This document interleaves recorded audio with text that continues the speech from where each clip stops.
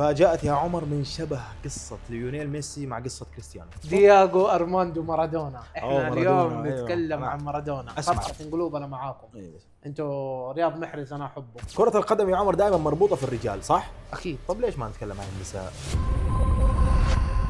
انا حخش لك على أسطورة كرة القدم الثاني او الاول، ما حنقول الاول او الثاني. كريستيانو رونالدو.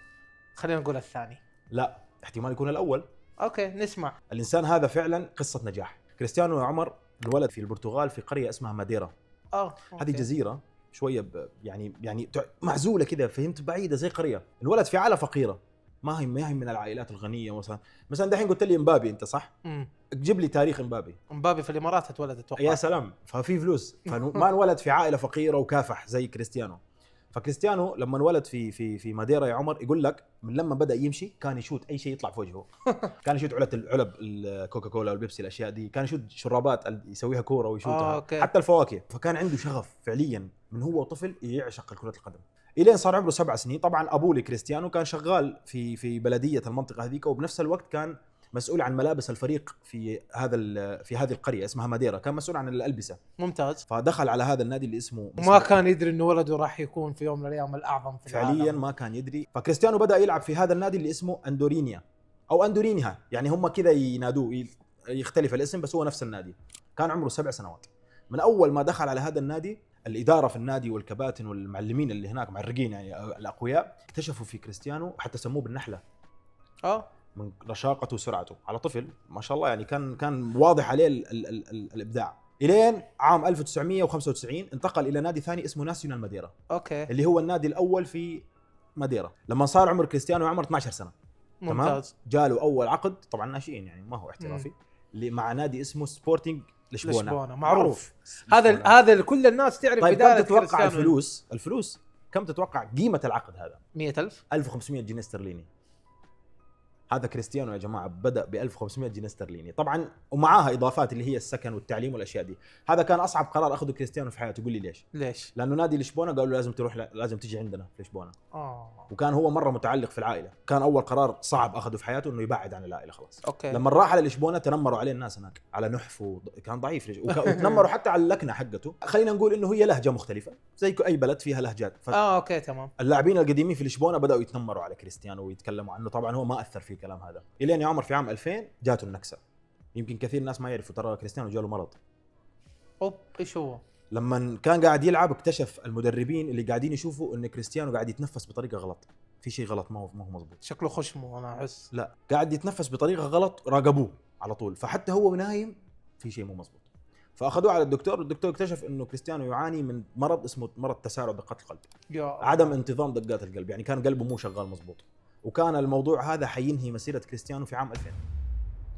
الين تدخل الطب وقال لهم احنا حنحاول ونسوي له عمليه. سووا له عمليه بالليزر والحمد لله نجحت ومشيت الامور معاهم. استمر كريستيانو. فعليا هذيك كانت نكسه في تاريخ كريستيانو، يعني حتى هو تكلم عنها، قال هذيك كانت اسوأ سنه في حياته. اسوأ يعني شيء مر علي، لانه كان حيوقف الحلم يعني. فالى عام 2000 يا عمر لشبونه هذول وقعوا عقد مع كريستيانو، عقد احترافي بقيمه 18,000 يورو في الشهر.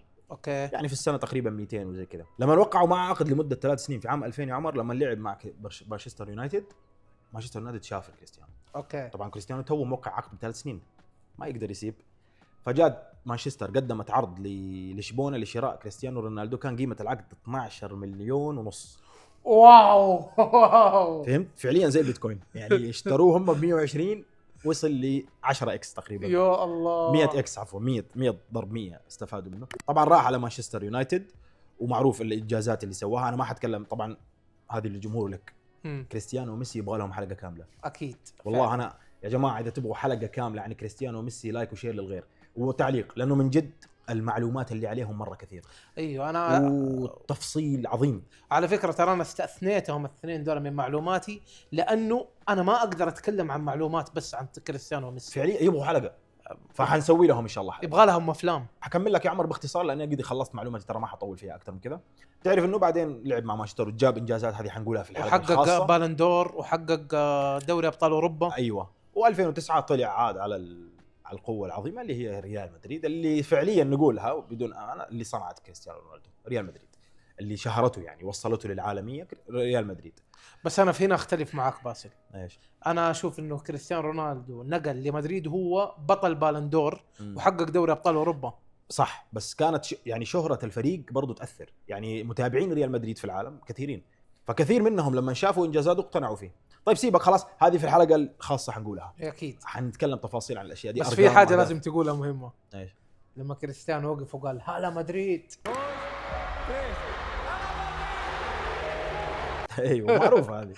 تعرف انه كريستيانو رونالدو يقدر الان ثروته ب 1.1 مليار دولار؟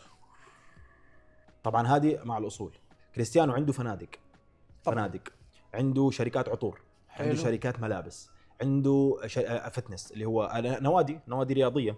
كريستيانو يا اخوان ما يشرب خمر من عمره ما داق الخمر. ليه؟ غير انه ابوه توفى بسبب الادمان على الخمر، لانه هو يتبرع في الدم كل فتره.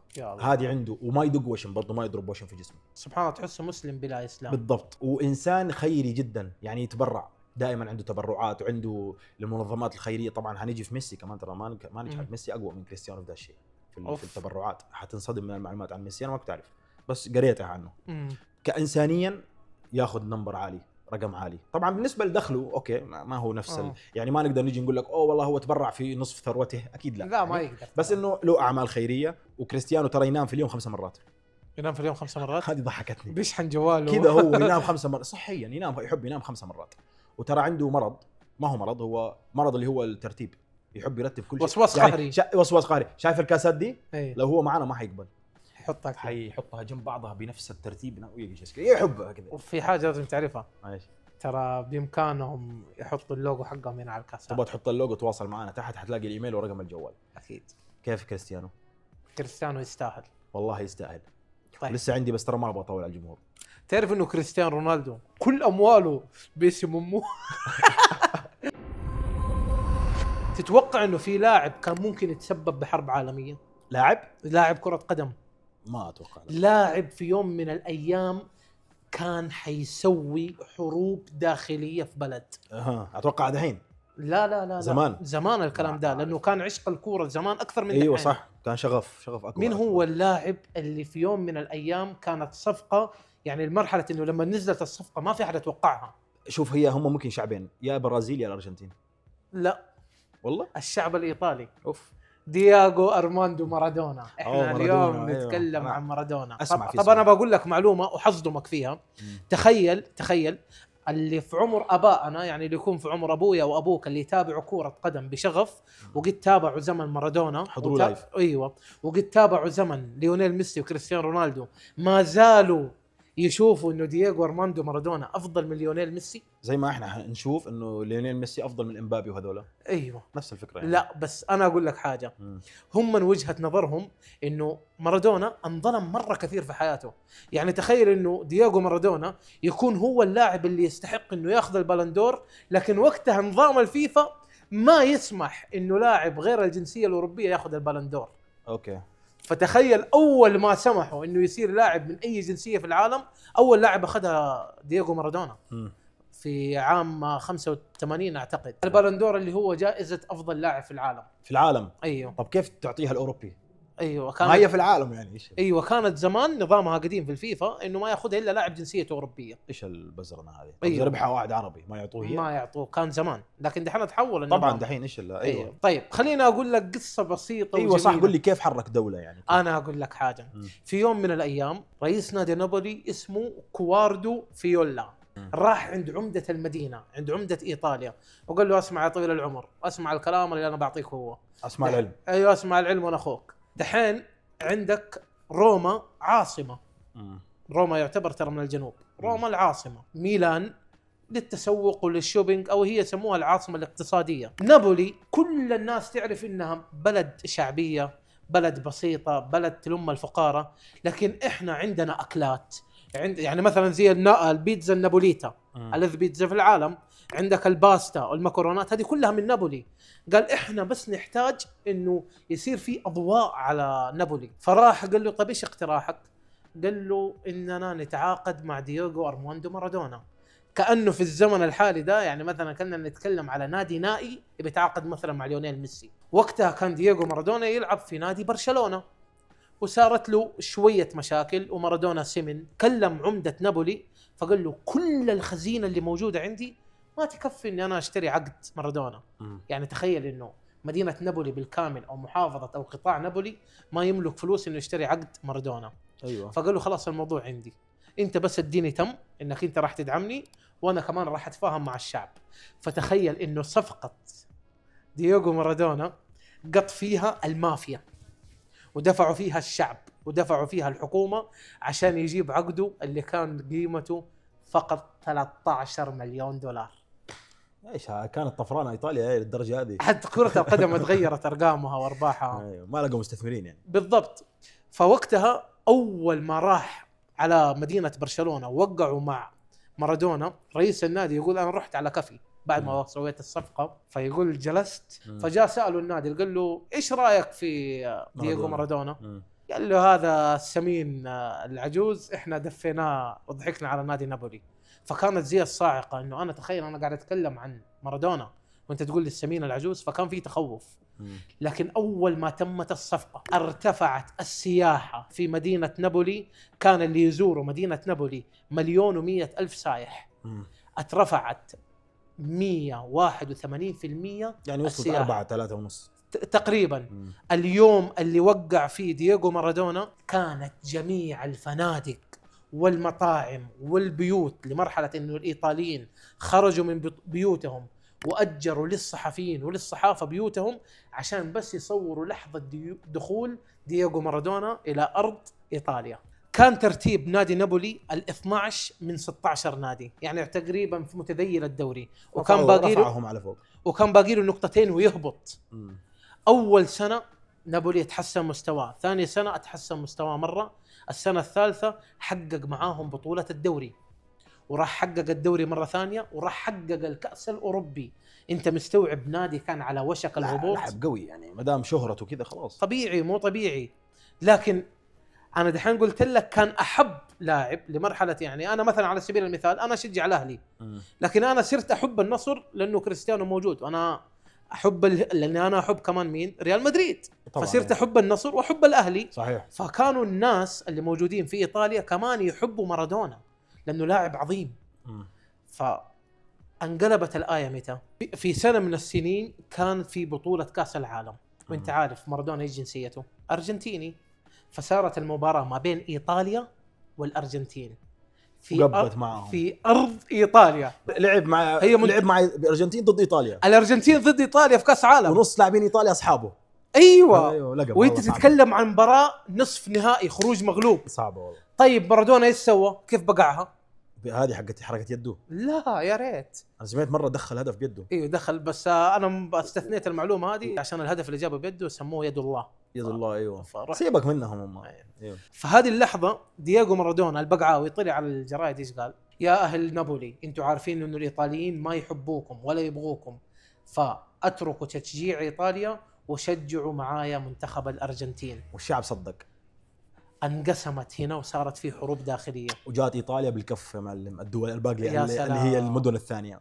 المصيبة مو هنا، المصيبة انه جمهور نابولي صار يشجع فعلا منتخب الارجنتين. قاعد اقول لك صدقوا وقبوا عليهم الايطاليين، واللي زعلوا منهم مين؟ المافيا. ايوه. فبعدها دخلوا دييغو ارماندو مارادونا، المافيا حطوه في بالهم، دخل في قضايا المخدرات وانظلم في هذه القضايا الين ما وصل لمرحلة انه صار يتكلم انه هو قديش انظلم، وطبعا خرج من نادي. ما يهمني انا، هو تكلم عن نفسه.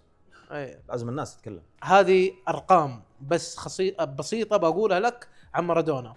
من هذاك اليوم الى هذا اليوم وكل يوم معدل السياحه في نابولي يرتفع. كانت كم قلنا؟ 1,100,000 في السنه. الان الناس اللي تدخل تزور نابولي سنويا وخصيصا عشان خاطر مارادونا تقريبا 20 مليون زائر بس عشان يتفرج على جداريات مارادونا. بكم تشتري؟ طبعا على طول كذا بيع. ايوه. كم طلع هو من الكوره؟ طلع كوره مره كثير. هاخذ منك 90 ريال يا عمر اشتري. حرام عليك، مارادونا ترى زي ميسي. زي انا ما اعرف، معليش انا اديك 90 والله يا ويلك، حرام عليك. قول شيء. تكلمت انا في المعلومه الاولى عن مين؟ كريستيانو اسطوره كره القدم. قلنا يا الاول يا الثاني. حلو. والان لو حنقول خلي الجمهور ولي يحكم، يا الاول يا الثاني. ليونيل ميسي ليونيل اندريس ميسي. تفاجأت يا عمر من شبه قصة ليونيل ميسي مع قصة كريستيانو. اوف. أنا في شغلة ما قلتها في المعلومة الأولى كذا سريعة حقول لك، هي إنه كريستيانو كان أصغر 4 أطفال بعائلته. اوكي. يعني عنده 4 أخوان أكبر منه. ميسي نفس الشيء. يا الله. ميسي أصغر رابع إخوانه. كريستيانو ولد بال85، ميسي ولد بال87. يا الله. كريستيانو ولد في عائلة فقيرة في ما قلناها في جزيرة في البرتغال. ميسي ولد في عائلة صغيرة وبرضه تعتبر فقيرة في الأرجنتين، برضه في قرية. يا الله. لاحظ دخل عالم كرة القدم متى؟ 2005. لا 2000. لا كان عمره 5 سنين. صحيح. دخل على كرة القدم في النادي اللي يدرب فيه أبوه، لأنه أبو ميسي مدرب. طيب هيا خدي شبههم. أبو كريستيانو إيش اسمه؟ خوسيه. أبو ميسي إيش اسمه؟ ايش؟ خورخيه. والله العظيم هذا اسمه خورخيه. هذا يعني غريب الشبه. طب غريب. اديك حاجه اقوى. نفس الفرق ما بين عمر كريستيانو وميسي ونفس الفرق ما بين عيالهم الكبار. شفت؟ فسبحان الله بينهم شبه الاساطير هذولا. طيب بال 92 مع 1992 يعني كان عمره 5 سنين، راح على النادي اللي يدرب فيه ابوه. ممتاز. جراندولي اسم النادي، اعتقد اسمه جراندولي. كان ابوه مدرب في هذا النادي. طبعا هو ما يشتغل ابو ميسي، مو زي ابو نيمار يعني. بال 95 يا عمر راح على نادي اسمه نيولز. حلو. هذا النادي ابدع فيه ميسي. تخيل خلال 6 سنوات جاب 500 هدف. يا وجه الله. كم كان عمره؟ بال 95 7 سنين 8 سنين. هي جاته النكسه اللي جات لكريستيانو. كريستيانو قلناها على عمر 15 سنه جاته نكسه القلب، المرض القلب. في عام 1998 اكتشف نادي نيولز انه ميسي مصاب بمرض نقص الهرمون النمو، يعني ما يكبر، نقص النمو هذا، وتكلفه علاجه $900 في الشهر اوكي. كجرعات يعني ابر. فقال احنا ما عندنا قدره والعائله فقيره ما يقدروا. فجلس ميسي يلعب بنفس الفريق بنفس وضعه، بس هو ما بيكبر، يعني مشاكل صحيه تعتبر. الين عام 2000 يا عمر صارت هنا تدخل القوى العظمى. اخذوا ابوه لميسي وراحوا فين؟ على برشلونه. يا الله. ودخلوا على اكاديميه برشلونه. طبعا كانوا بيقدموا على زي اختبار للناشئين عشان برشلونه يتبنوهم. طبعا ما يحتاج نقول ايش صار. اتولعت الشراره لدرجه نادي برشلونه من قوه اعجابه في ميسي وقعوا العقد على منديل، ما كان في ورق. يا الله. والمنديل موجود على فكره في المتحف عندهم في برشلونه. يا الله. من قوه ما اللاعب لفت انتباههم، ما كان في ورق، ما يبغوا يروح برا، يعني انه يمكن يجي غيرنا يصيدوا، جابوا منديل كتبوا عليه العقد. طبعا العقد كان شامل اول شيء تكاليف العلاج. بس انا اعتقد كمان ليونيل ميسي لما كان عمره 5 سنين ترى كمان كان يعاني من مشكله في القدم. ما قريتها انا هذه الشغله. كان يعاني من مشكله في القدم، وبرضه ترى برشلونه هم من اللي عالجوه. انا ما قريت حقه القدم، انا قريت حقه النمو. ولما راحوا طبعا هم تبنوه على طول. ابوهم على طول ابو ميسي قال لهم انه ترى كذا معاه، يعني ما عنده مشكله في نقص النمو زي كذا. فبرشلونه قالوا عندنا الموضوع لا تشيل هم. فتكفلوا في علاجه وتعليمه والسكن والاشياء دي كلها لمده 4 سنين. اول عقد احترافي جاله لبرشلونه لميسي مع برشلونه كان في عام 2004. يعني جلس 4 سنين هم متكفلين في علاجه واكله وشربه وزي كذا. ما قدرت اعرف صراحه هل هم كانوا يعطوا مبالغ. اكيد كانوا يعطوا، بس ما كانت ضمن العقد، يعني ما كانت انه هي ملزمين فيها. هم الزموا نفسهم في اول عقد لميسي. ايش قلنا؟ اول عقد لكريستيانو كان ب 1500 جنيه استرليني. اول عقد لميسي مع برشلونه بعام 2004 كان عقد احترافي ب 120,000 يورو. طب يا خدي ب 2005 ضاعفوا السعر 10 اضعاف، يعني 5 مليون و200. يا الله. عرفوا انه موهبه عظيمه. شوف من 2005 الين 2017 ما حتكلم في الارقام لانه قلنا حنسوي حلقه خاصه عن ميسي وكريستيانو، حندي التفاصيل هذه كلها. لكن في 2017 برشلونه نفسه جدد عقد ميسي في السنه الواحده. طبعا العقد كان 3 سنين اعتقد. السنه الواحده 71 مليون.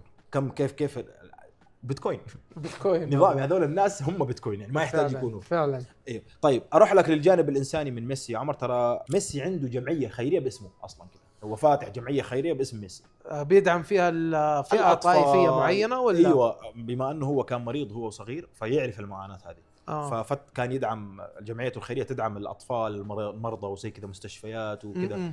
طبعا في عام 2020 أيام جائحة كورونا ترى ميسي تبرع لمدينته بمليون دولار، وكريستيانو ترى تبرع لمدينته $1,000,000 في جائحة كورونا. الاثنين تبرعوا لمدنهم الأساسية. وكريستيانو ترى حتى المشفى، أنا هذه ما قلت لك، هي إنه كانت والدة كريستيانو معها السرطان، فعالجوها في مشفى في المدينة حقته. فراح كريستيانو تبرع للمستشفى هذا، تبرع، وكان يتبرع بأجهزة تنفس صناعي وأجهزة تبرعاتهم زي كذا دائما للاطفال. ليش؟ لانه عانوا هم وصغار، صحيح فما يبغوا ايش غيرهم يعاني. كريستيانو له يد في الشرق الاوسط مع اللاجئين، صحيح لساعد لاجئين سوريا ترى كريستيانو. سبحانك يا رب. اللاعب الوحيد اللي طلع يتكلم عن سوريا واللاجئين سوريا كريستيانو رونالدو، معروف الفيديو مشهور يعني. Hello, this is for children of Syria. وتبرع لهم. ميسي كمان لا يقال. باسل معلش في حاجه تفتكر في بدايه تصويرنا للبرنامج ايه كنا لما مثلا حتى في بعض الحلقات كنا نتكلم وقتها كانت سوريا لسه، الحين سوريا رجعت للحضن العربي فالحمد لله. إيه. يعني احنا من اول كنا نبغى نقول الكلام ده. صحيح احسنت. نحبكم جمهورنا من سوريا. جي لايك لا يشيل الغير. المهم فميسي يفرق عن كريستيانو في الاشياء الشخصيه. يعني مثلا كريستيانو قلنا ما يدق وشم، ميسي كله اوشام. بس ميسي كل وشم عنده قصه.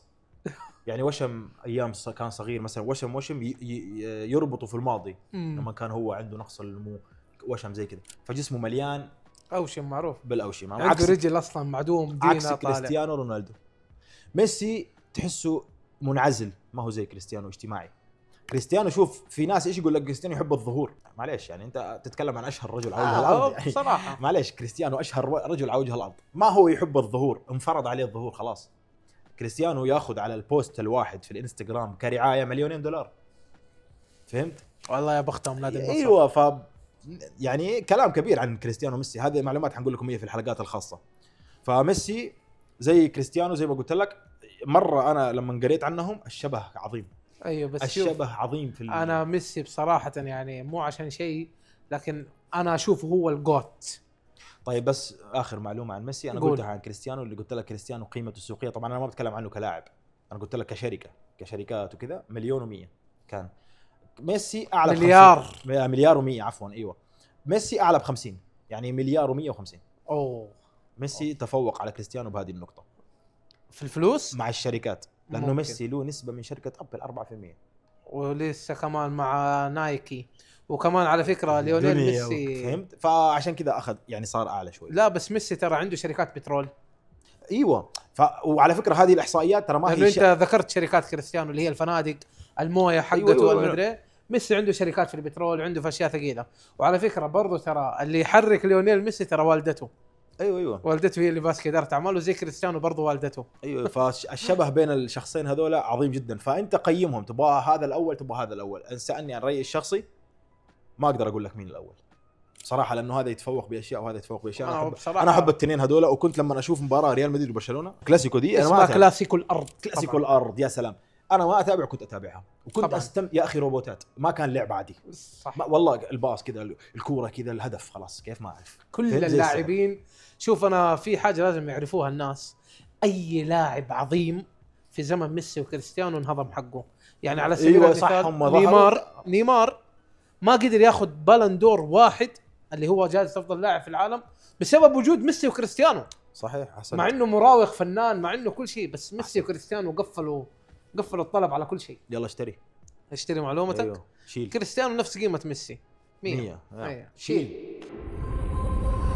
راح اتكلم معاك عن استضافة المملكة العربية السعودية لكأس عالم 2034. سمعني وغرد، انا ابغى انبسط. شوف ظبط جلستي ابغى اسمع. باسل ترى انت تعرف اول شيء مبدئيا كأس العالم اللي كان في قطر كان كأس عالم استثنائي، وكان في اقوى مباراة نهائي يعتبر برأي جميع المحللين انها اجمل مباراة نهائي في تاريخ كأس العالم. صحيح. اللي كانت ما بين الارجنتين وكانت ما بين فرنسا، وفاز منتخب الارجنتين. صحيح. واخذ ميسي اول لقب كاس عالم مع المنتخبات الكبيره. هذه لانه واجه ميسي امبابي. يا سلام حيفوز. صحيح انتهت. طيب خليني اديك شويه ارقام حلوه. انا بصراحه احب لغه الارقام. حلوه جميله لغه الارقام. كان في ملف الاستضافه حق كاس العالم في المملكه العربيه السعوديه واستراليا. نعم. استراليا كان معاها بعض الدول اللي هي زي نيوزيلندا والدول القريبه من محيطها. المملكه العربيه السعوديه مع العلم انه تغير نظام كاس العالم، كانت زمان تفوز فيه دوله، لكن دحين يقول لك احنا زدنا عدد دولة. أيوه. عدد المنتخبات. كم كان عدد المنتخبات؟ 32 كان. الان صار 48 منتخب. زودوا 16. يا سلام. لا 16 منتخب. فبما انه زاد العدد صار يقول لك لا حرام نسويه في دوله واحده، لا لازم نسويه في 3 دول اقل شيء. المملكه العربيه السعوديه ما شاء الله تبارك الله ونفتخر دولة عن 3 دول. فالمملكة العربية السعودية فازت باستضافة كأس العالم بتصنيف أعلى نقاط ملف في كأس العالم. فعموما المملكة العربية السعودية تخيل إنه النقاط اللي حصلت عليها من 500 كم؟ 500 419.8. ايوه أعلى نقاط حصل عليها المنتخب أو دولة في تاريخ كأس الاستضافات كأس العالم كانت للمملكة العربية السعودية. يا رب ان وهذا شاء الله كان- نشوفها نحضرها يعني وكان لايف. إنجاز وطني عظيم الصراحة يعني نعم. وكلنا إحنا كسعوديين فخورين بالشيء هذا. صحيح. طيب إيش شعار كأس العالم الجديد اللي حيكون في السعودية؟ ايش؟ معا ننمو، ننمو وبإذن الله تعالى نوصل لأبعد مكان ان شاء الله يعني يا رب. احنا نتمنى ان شاء الله نحضره لايف كمان إن شاء يا الله. رب. أكيد. الله يكرمنا احنا بعد 10 سنين كم والمشاهدين. حيكون عمرك يا ولد؟ كم حيكون عمري بعد 10 43. يا الله. ترى في كثير ما يعرف اعمارنا. انا في ناس لما يشوفوني يقول لي عمرك 27 26 كويس فالف غيره ولا فرق. كويس. ترى احنا كبار يا اخوانا ما لا احنا أكثر صغار. من 43 ترى. كيف؟ الحين 33 10 سنين 43. صح. انا مواليد 92 ترى يعني انا اكبر. ميسي اكبر مني ب5 سنين. ميسي أكبر من ميسي عمك. كريستيانو عمك. كريستيانو عمك. المهم ما قلت مواليدك تسوقها. 95. هو 95 ولا 92 كمل. عموما فليونيل ايش دخل؟ آه. وكاس العالم اللي حيكون موجود في السعوديه، احنا عندنا حيكون في 15 ملعب موجود في المملكه العربيه السعوديه.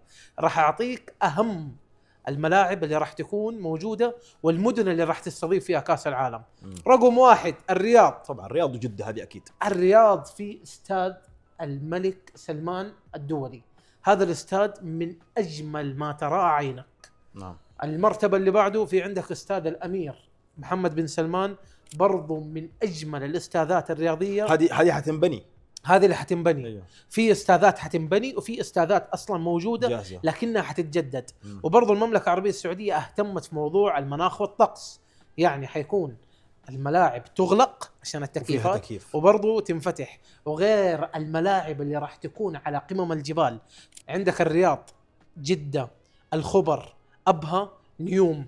هذه المناطق هي اللي راح تحظى باستضافة كأس العالم، وراح يكون فيها 15 ملعب.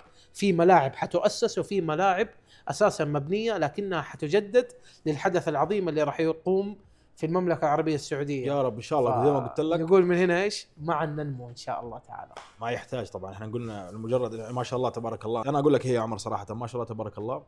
انا متوقع انه حيكون افضل تاريخ يا في كرة سلام. القدم. وترى على فكرة الكرة والله من جد انا اكلمك الدوله السعوديه اي شيء تدخل فيه ترى تاخذ نمبر 1. اكيد مو بس الكوره في باقي المجالات وحنسوي حلقه عن الشيء ان شاء الله تعالى. اكيد حنفتخر بوطننا الغالي. طبعا اكيد. طبعا المبالغ اللي راح تدفع في كاس العالم ترى كلها تطوير للمدن نفسها. للبنية التحتية. المطارات، المستشفيات، صحيح. الفنادق، تطوير المطاعم، كل ما يحتاجه السائح في المملكة العربية السعودية أساسا موجود، لكن راح يكون أفضل. وعلى فكرة هذا الشيء راح يسبب نمو اقتصادي 23% زيادة ان شاء الله باذن الله تعالى نكون عايشين. هي خليني الله يدينا العمر. أشوفك تشتري المعلومة بأقل من الرقم اللي في بالي. شيل ورطني يا اخوان. كم؟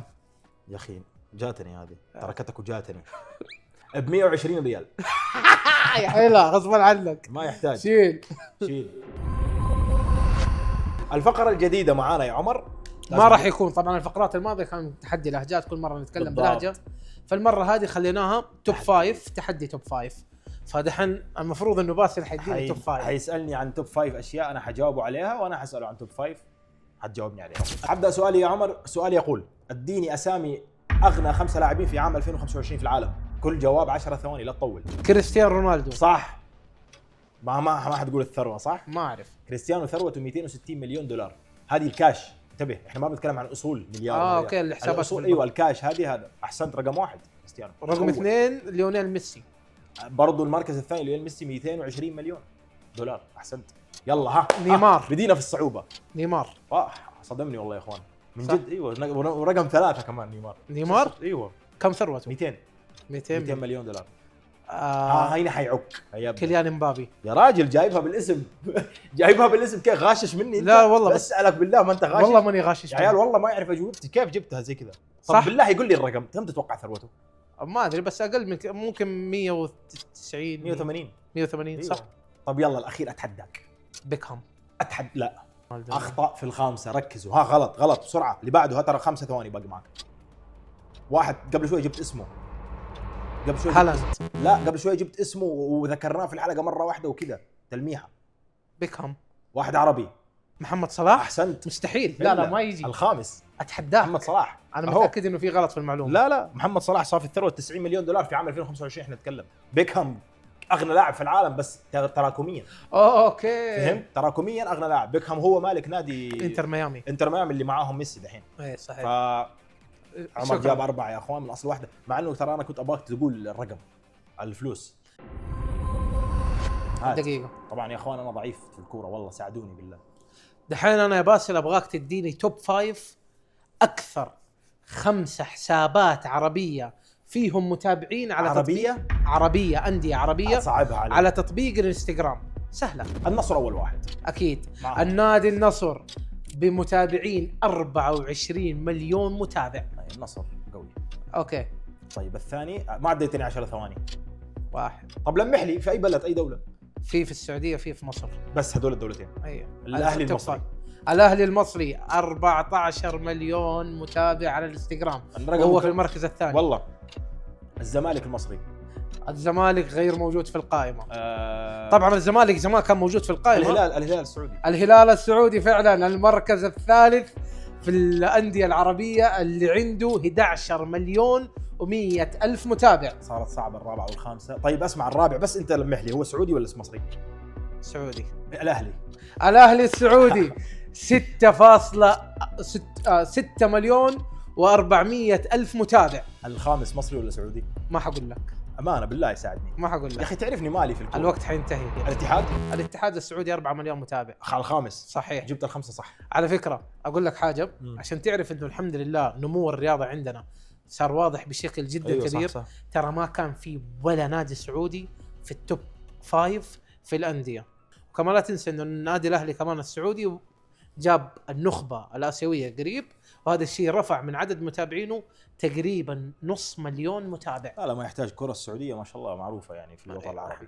مع اني ماني مقتنع والله انه محمد صلاح. والله عظيم كذا المعلومه، ايش اسوي؟ ما هي من كيسي.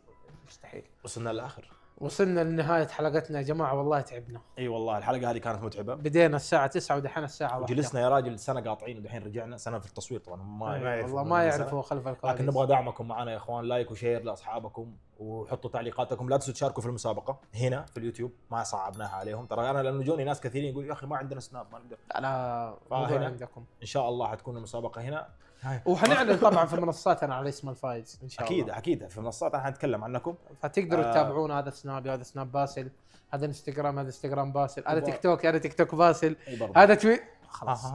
حتلاقوا برضو الروابط موجوده تحت كلها. واستنونا في الحلقه الجايه، حيكون موضوع ان شاء الله شيق. اخر الحلقه يا عمر ايش نقول لهم؟ شيل